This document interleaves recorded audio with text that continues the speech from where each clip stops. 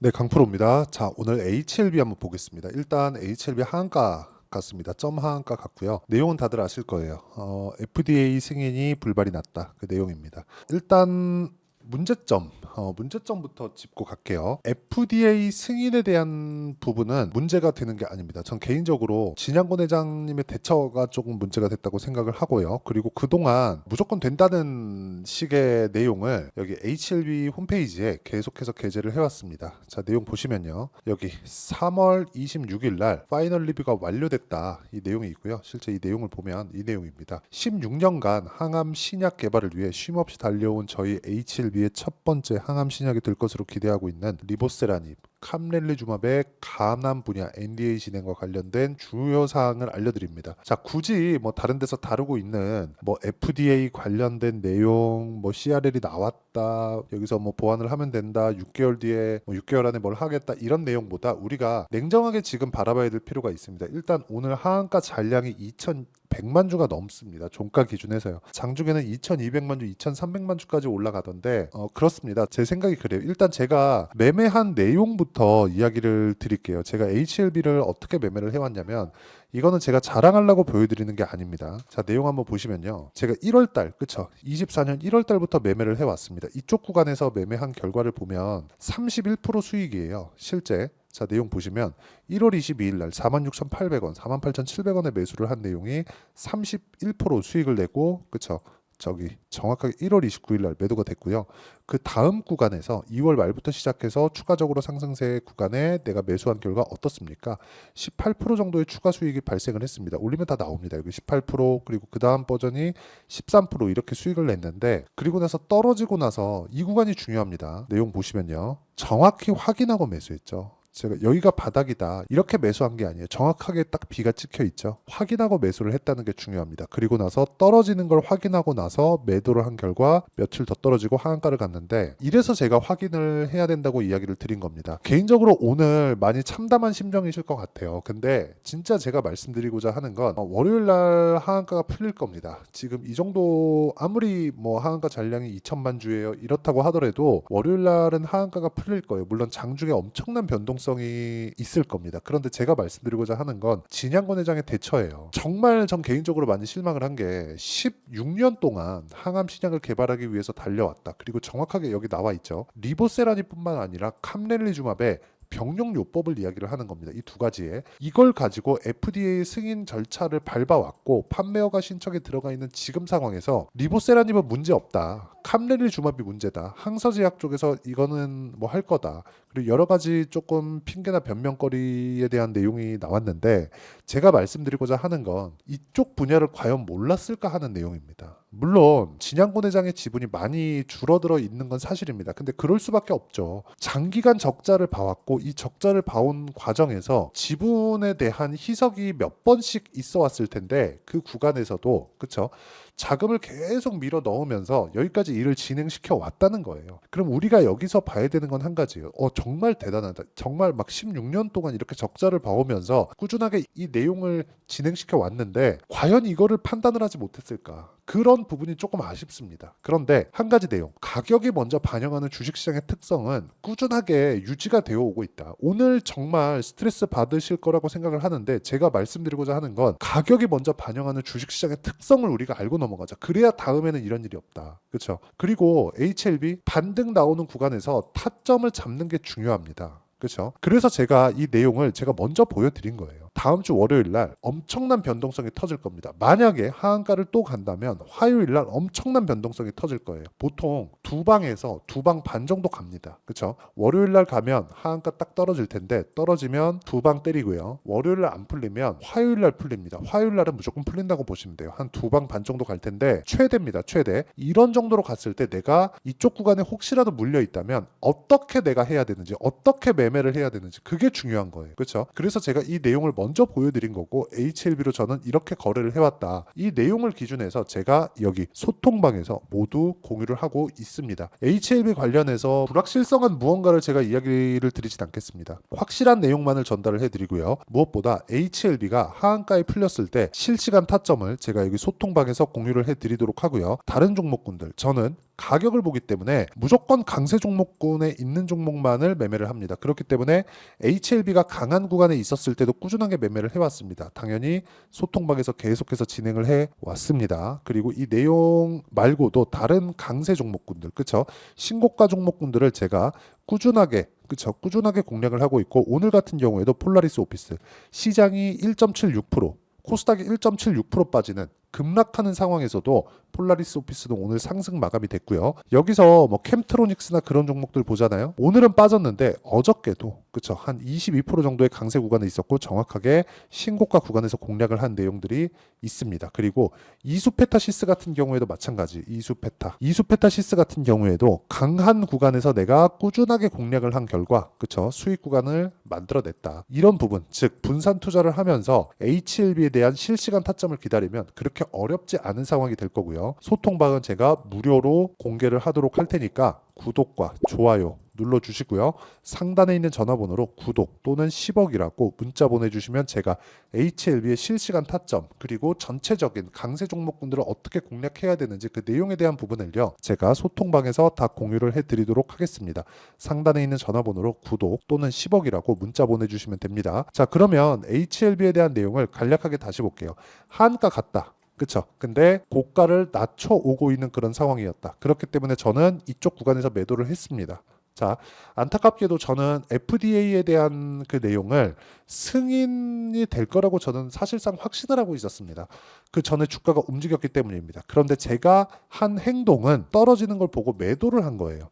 이 매도한 구간에서 우리가 파악해야 되는 내용은 주식시장은 미래 가치를 가격이 먼저 반영한다. 근데 가격이 먼저 반영하는데 떨어지는 상황이 나오고 있다면 앞으로 안 좋을 내용이 있나? 의심은 한번 해볼 필요가 있었다는 거죠. 근데 이 구간에서 떨어지면 진양곤 회장 말을 그대로 빌려서 이야기를 드립니다. 6개월 안에 새로운 내용이 나온다. 즉 기대감은 가지고 있다. 리보세라닙에 대한 문제는 없다. 하지만 캄렐리주막, 그런데 오늘 항서제약의 주가는 HLB와는 다릅니다.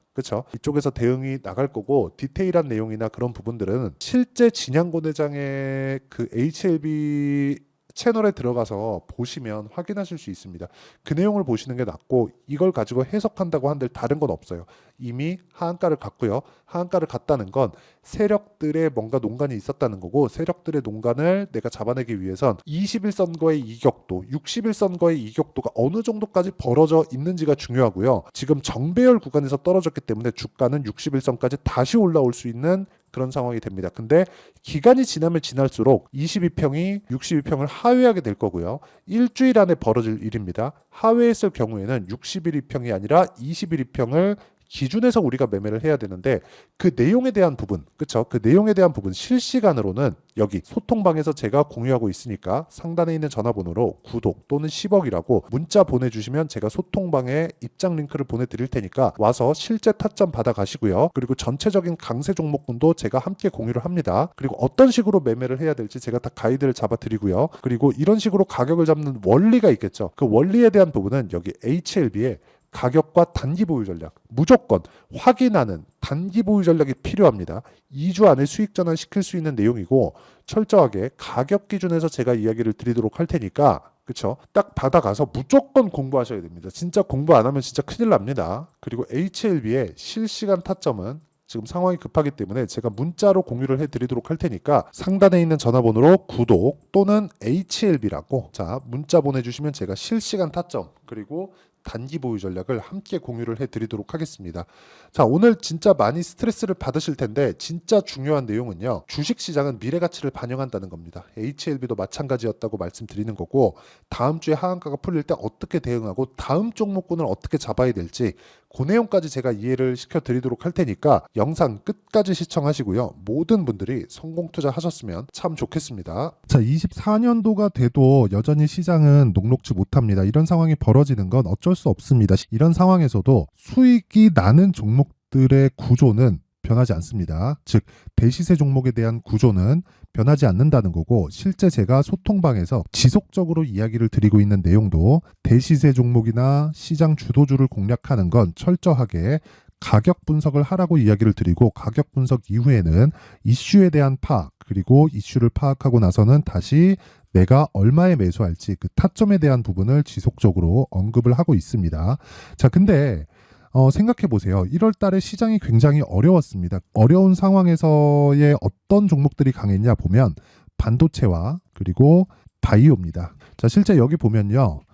HLB에 제가 실제 매매한 내용을 띄워놓고 보여드리고 있는데 1월 22일부터 매매를 시작해서 4일 동안 31%의 수익 마감이 됐고요. 그리고 여전히 신고가 종목입니다. 자, 그리고 그 다음 어보브 반도체, 이름을 보시다시피 반도체 종목이죠. 그리고 AI 반도체는 지속적으로 강세를 보이고 있습니다. 이 종목도 신고가를 먼저 달성한 이후에 제가 21%의 단기간에 21%의 큰 수익을 내고 마감이 됐습니다. 다시 재공략을 준비하고 있고 이런 부분은 소통방에서 다 공유를 해드립니다. 자, 그리고 그 다음 코세스. 자, 코세스 같은 종목도 당연히 그쵸, 신고가 종목이고요. 그리고 반도체 종목입니다. 이 종목도 영업일 기준에서 이틀 동안 대략 한 15%의 수익 마감이 됐습니다. 내용을 한번 보시면 어떻습니까? HLB를 포함해서 뭐 30%, 20%, 뭐 15% 이런 식의 수익이 지속적으로 발생하고 있는데 이 세 종목 모두 다 신고가 종목이고 1월 달에 시장이 약세를 보이고 있는 구간에서도 강했었던 그런 종목입니다. 특징점이 하나 있는데 그 이슈에 앞서서 가격이 먼저 반영했다는 거죠. 자, 근데 그게 기업 밸류업 프로그램이라고 하죠.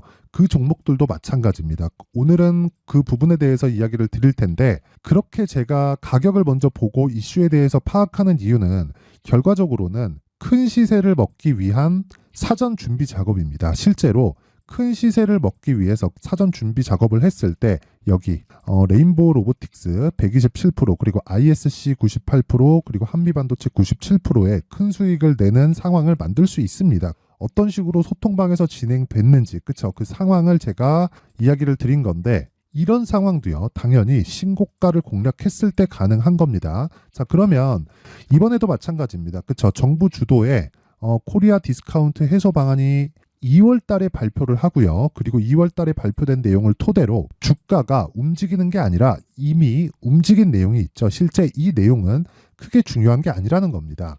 실제 움직인 내용을 보면 자, 기아차입니다. 실제로 12월 달에 신고가를 만들어 놓고 정부에서 입김을 불어 넣으니까 순식간에 기아차를 포함해서 현대차 같은 거대 기업들의 주가가 2주도 채 되지 않아서 40% 정도의 큰 시세를 냅니다. 자, 그러면 우리는 어떤 종목을 봐야 될까요? 이슈를 파악해야 되는 것도 맞지만 철저하게 가격에 맞춰서 매매를 해야 되는 게 당연히 중요합니다. 정부가 주도하는 정책 방향이 있겠죠. 그 방향에 맞춰서 우리가 종목을 찾을 필요가 있다. 자, 그러면 답이 나왔습니다. 정부가 주도하는 방향에 맞춰서 제2의 기아차를 찾는 게 지금은 중요하다. 근데 정부 정책의 방향에 맞게 가자.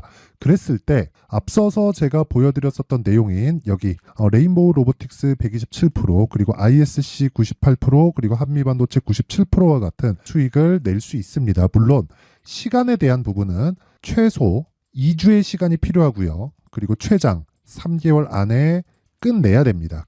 자, 기아차의 시세를 보셨던 것과 같이 2월 달에 정부 정책의 방향이 결정되고요. 바로 3월 달이면 시행입니다. 자, 그러면 우리는 거기에 맞춰서 당연히 종목을 찾아야 되고 제가 제2의 기아차를 찾아놨습니다. 제가 아까 전에 소통방에서 이야기를 드렸었던 내용 다 공개를 해드렸는데 그 내용처럼 종목만 받고 싶다 하시는 분들은요. 상단에 있는 제 전화번호로 대시세, 자, 대시세라고 문자를 보내주시면 정부 정책의 방향에 맞는 종목을 모든 분들에게 무료로 공개를 해드리도록 하겠습니다. 자, 제가 원하는 건 채널 성장이 목적입니다. 자, 그래서 구독과 좋아요 꼭 좀 부탁드리고요.